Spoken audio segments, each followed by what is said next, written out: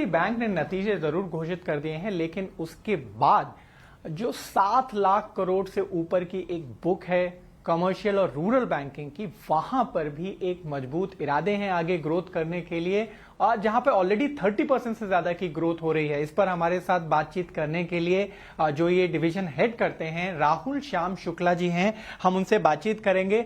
सबसे पहले तो आपका ईटी नाउ स्वदेश पर स्वागत है। हम जानना चाहेंगे कि आपकी जो रूरल बैंक की स्ट्रैटेजी है पर से, आमतौर पे माना जाता है कि पीएसयू बैंक यहां पे लीड करेंगे, लेकिन एचडीएफसी बैंक भी लगातार ग्रोथ दिखा रहा है। ऐसा क्यों हुआ है और आगे आपका क्या इरादा है? अंकुर, धन्यवाद मुझे शो में बुलाने के लिए।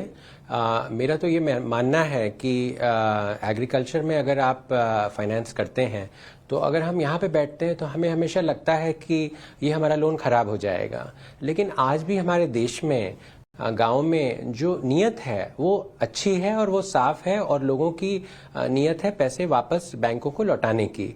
मैंने पिछले साल में कई जगह लोन मेला किया, छोटी छोटी जगहों में, अयोध्या में या झांसी में या तिरुचिरापल्ली में, और इतना एंथुजियाज्म आता है और लोग आते हैं तो हमें काफ़ी कॉन्फिडेंस आता है। मैं आपको 2 चीज़ें कहना चाहूँगा। बैंकें एग्रीकल्चर में क्यों लेंडिंग करती हैं? पहला उसका कारण ये है क्योंकि हमारी एक रिक्वायरमेंट है एग्रीकल्चरल पीएसएल की, लेकिन वो तो एक रेगुलेटरी रिक्वायरमेंट है। लेकिन आज अगर आप देखेंगे कि देश कहाँ जा रहा है, 60% लोग हमारे रूरल एरिया में रहते हैं और उनका जो आजीविका का साधन है वो कृषि है। That is only 15% of GDP. तो वेल्थ क्रिएशन के लिए गवर्नमेंट का काफी पुश है और कई सारी स्कीमें हैं, और आज फिक्स्ड एसेट क्रिएशन पे बहुत जोर है। तो मुझे ये लगता है कि जब हम बात करते हैं कि $5 ट्रिलियन हमारी इकोनॉमी होगी या $10 ट्रिलियन होगी, वो तभी होगी, और ये हमारे सरकार और जो नीतियां बनाते हैं उनको ये मालूम है, वो काफी वाइज हैं और इसलिए वो इस पे फोकस कर रहे हैं। तो अगले 5 सालों में बैंकिंग का सबसे बड़ा जो प्रॉफिट पूल है वो एग्रीकल्चर के एरिया में है और रूरल के एरिया में है। तो इस वजह से बैंक इस दिशा पे थोड़ी सी जोर लगा रही है।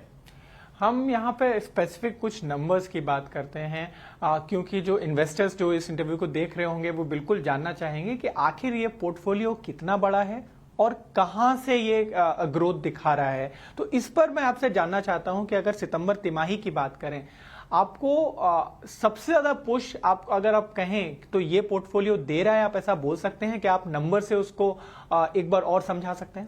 जी हाँ, तो हमारी कमर्शियल और रूरल बैंकिंग, या आप उसको ये भी कह सकते हैं कि व्यावसायिक एवं ग्रामीण बैंकिंग जो डिवीजन है, ये जो समूह है, इसका जो टोटल लेंडिंग बुक है ये 7.25 लाख करोड़ के ऊपर है।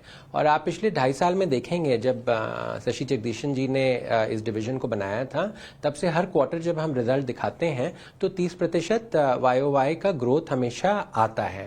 अब आप ये देखेंगे कि ये कहाँ से आ रहा है। भारतवर्ष में आज जो व्यावसायिक काम है और जो कॉमर्स है वो हर क्षेत्र में है। आप नागालैंड में कोहिमा में चले जाएं और कच्छ एक दूसरा छोर है, आप कश्मीर से कन्याकुमारी तक जाएं, हर जगह ये वाणिज्यिक काम चल रहा है। तो इधर एचडीएफसी बैंक के मैनेजमेंट से खास बातचीत हमारे सहयोगी अंकुर मिश्रा ने की। पर चलिए